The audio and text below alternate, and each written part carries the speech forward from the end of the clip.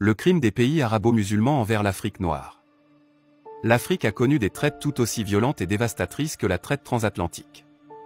Il s'agit des traites orientales et transsahariennes, organisées par les Arabes, pendant 13 siècles sans interruption. La traite transatlantique pour sa part, a duré 4 siècles. Tidiane Ndiaye, anthropologue et économiste sénégalais, s'est penché sur le sujet dans son ouvrage Le génocide voilé. La plupart des gens braquent toujours les projecteurs sur la traite transatlantique pratiquée par les Européens en direction du Nouveau Monde. Mais en réalité, l'esclavage arabo-musulman a été beaucoup plus important parce que, quand je fais la synthèse des travaux existants, pour la traite transatlantique on se situe dans une fourchette entre 9, 6 et 11 millions d'individus, alors que pour la traite arabo-musulmane, ce sont 17 millions de victimes.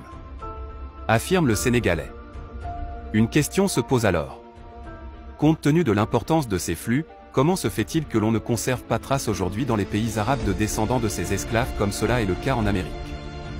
11 millions le nombre d'esclaves déportés outre-Atlantique entre 1451 et 1870. Le résultat est aujourd'hui une diaspora noire dynamique et forte de plus de 70 millions de personnes aux États-Unis, dans les Caraïbes et au Brésil. Comment se fait-il que l'on ne retrouve pas l'équivalent dans les pays arabo-musulmans? La réponse est à la fois simple et terrifiante. Les esclaves mâles étaient systématiquement émasculés afin d'empêcher toute procréation. Compte tenu des soins et de l'hygiène de l'époque, il s'agissait là encore d'un vrai massacre car on estime que seuls 30% de ces torturés restaient en vie. Quant aux femmes qui jouaient le rôle de servantes et d'objets sexuels, il était facile de faire en sorte que leur progéniture ait une espérance de vie très limitée.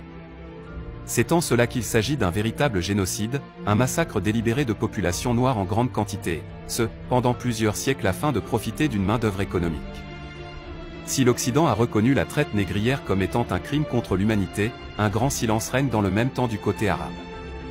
D'autant que ces exactions ne sont pas aujourd'hui totalement éradiquées mais adoptent d'autres formes de traite plus contemporaines. Like et abonne-toi pour en apprendre plus chaque jour.